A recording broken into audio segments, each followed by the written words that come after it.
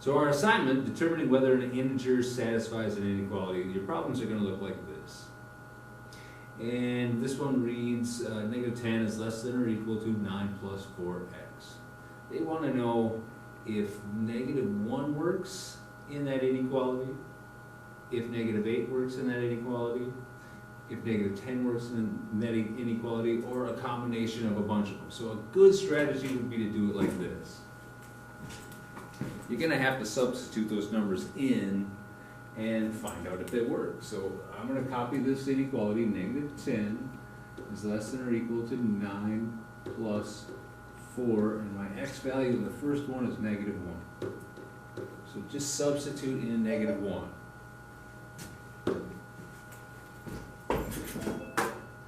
And after we do that, we find out if it works, meaning, do I get a true statement?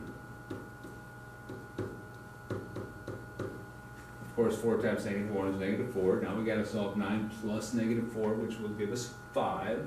And this reads negative 10 is less than or equal to 5. Take 5 seconds, 10 seconds, however long it takes to decide that that is definitely true.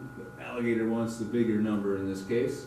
So negative 1 is true, or it works, or somehow indicate that it does work. So that is, it's going to be one of the choices that has 1 in it. It won't be just 2 and 3. It won't be 2 only. It won't be 3 only. It won't be none. Okay, so I've got 4 choices left. I got to try negative 8 next. So I'm going to erase all of this and change that negative 1. And you would just recopy it on your paper. Change that negative 1 to a negative 8. Do the exact same thing again and decide if it works. This time it's 9 plus negative 32, so it'll read negative 10 is less than or equal to negative 23. This time, as we said in 4th grade, or whenever we start learning these, the alligator wants that negative 23. And negative 23 is not bigger than negative 10. Or negative 10 is not less than negative 23. So that does not work. It would be false. So any choice with 2 in it isn't going to work. Okay? And then finally, you might be able to tell in your head if the next number is going to work, but I don't want you to do that. I just want you to do the math every single time. So plug in negative 10. Do the exact same thing we just did on the other 2 numbers. We would say plus negative 40 technically. Same thing as minus, so negative 31. Again, negative 10 is not less than or equal to negative 3. So negative 10 is false, or does not satisfy this inequality. The only one that does is 1, and that's your answer.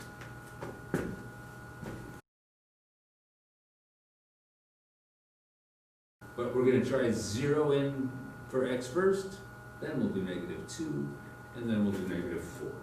And maybe we'll use green this time. So let's substitute 0 in first. 9 minus 5 times 0 is greater than or equal to negative 4. Anything times 0, of course, is 0, so 9 minus 0 is greater than or equal to negative 4. 9 is greater than or equal to negative 4. Yes, it is true. Simple, simple, simple math, but just careful with your numbers. Now we want to put negative 2 in.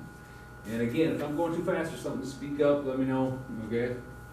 But now we'll do the exact same thing again, just put negative 2 in there. Our next choice, and see if it works. So this is going to read 9 minus negative 10.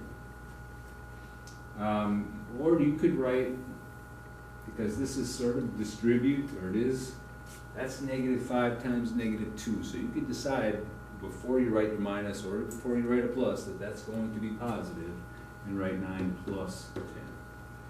Either way, you're going to get 19.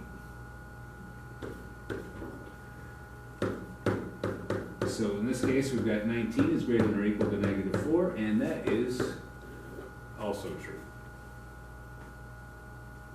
Now they want us to put positive 5 in, and my guess is you have a hunch at what's going to happen, but let's do it anyway.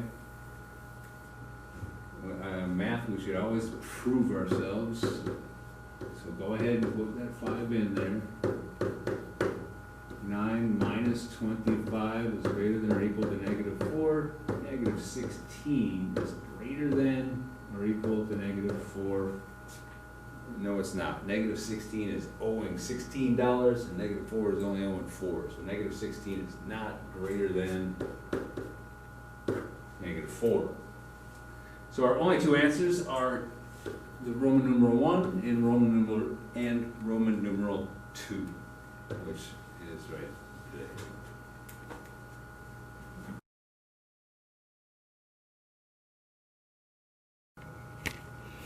All right, so they want to know which one of these inequalities negative 8 works in. So I'll start with this first one right here, making sure that I put negative 8 in just for that r. So it reads negative 8 minus 4.5, or 4 5/10, is less than negative 9. Simplify this, I get positive 8 minus 4.5 is less than negative 9.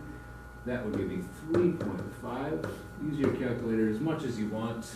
3.5 is less than negative 9. No, it's not. It's much more than. I don't like this one. So now I'll try this second one. Just do the same thing. Substitute negative 8 in for r. And minus 4.5. Get my integers correct when I do my work. I'm going to get negative 12.5 here. And now that's a little tempting because a 12.5 does look bigger than a 9. But if it's money, negative 12.5 is a worse situation to be in than a $9 debt. So if you owe someone $12.5,